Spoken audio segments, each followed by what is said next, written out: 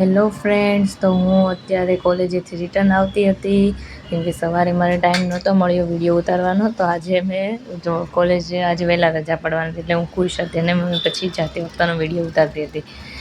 કેમ છો તમે બધા? મજામાં હશો? આજે શનિવાર હોય છે એટલે મારે વહેલા રજા પડી જાય છે અને બે જ લેક્ચર હોય છે એટલે મજા આવે છે.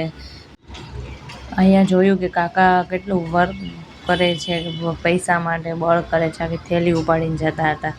પછી તો અમદાવાદનું ટ્રાફિક તો તમને ખબર જ છે, કેટલું ટ્રાફિક, બસ માંડ નીકળે અંદરથી, એમાંય બસ આડી હોય ને પછી પાછળ ટ્રાફિક થાય છે, બહુ ટ્રાફિક થાય છે.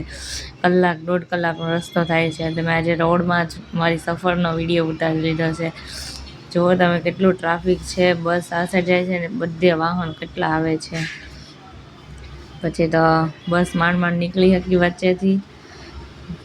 પછી હું પહોંચી ગઈ આગળ. એમાં મેં જોયું કે હવે તો ગણપતિ ઉત્સવ આવે છે, ગણેશ ચતુર્થી આવે છે એટલે બહુ જોરશોરોથી તૈયારી થાય છે. કેટલા ગણપતિ રસ્તામાં મળે છે, કેવા મોટા મોટા ગણપતિ હોય છે, બધા કેવા મસ્ત હોય છે, આપણને તો જોઈને જ આનંદ આવે એવા.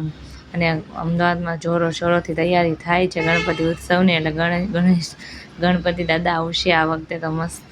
અને આ મારી અમદાવાદમાં પહેલી ગણેશ ચતુર્થી છે એટલે મને મજા આવે કે ગણેશ ચતુર્થીમાં મજા આવશે આમ. અને તમે જો અમદાવાદમાં રહેતા હોય તો કમેન્ટ કરો, ગણેશ ચતુર્થી તમારે ક્યાં કેવી થાય છે એ પણ કમેન્ટ કરો. પછી મેં જોયું રસ્તામાં તો નકરા મંડપ નાખેલા છે, ગણેશ ચતુર્થી છે એટલે ગણપતિ દાદા વેચાય છે. અને આગળ કોઈ ભીડભંજન આવી ગયું છે. ભીડભંજન તો અમદાવાદીઓને ખબર જ હશે કે મોટું માર્કેટ છે. મને બહુ મજા આવે શોપિંગ કરવાની કેમ કે અહીંયા બધી વસ્તુ સસ્તી મળી રહી છે અને સારી હોય છે.